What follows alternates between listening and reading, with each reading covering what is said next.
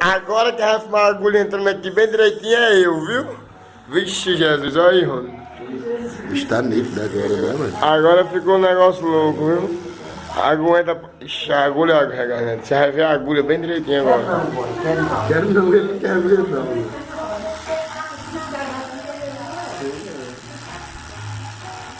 Quanto mais perto da câmera é mais massa, boy. Olha aí. Você pintou a língua, boy? Tô na língua, eu. Olha aí, ó. Dá pra ver até onde não ficou tudo, né, boy?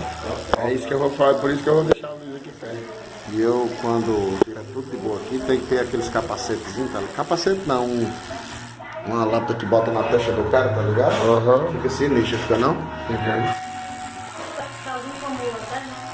E filmando, ele acha bonito ver a agulha entrando e o sangue espirrando.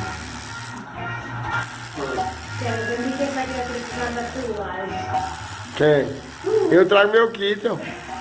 Ele vai esconder todo mundo, vai Ei, o bom, Desilene, que ela é da tua cor por baixo dessa camisa, é esquisito, Vai ser viu? quem mais vai chamar. Não, boy, é da cor do Desilene por baixo aí. Eu sou bem branquinho, cara. Meu pai é galego dos olhos claros. É porque onde eu protejo do sol, eu trabalho de blusão, aí não pego sol no corpo, nessa parte aqui, só nos braços e no rosto. Vou ter feito muito doido aí. Tá na cor que virou já? Eu tô ligado.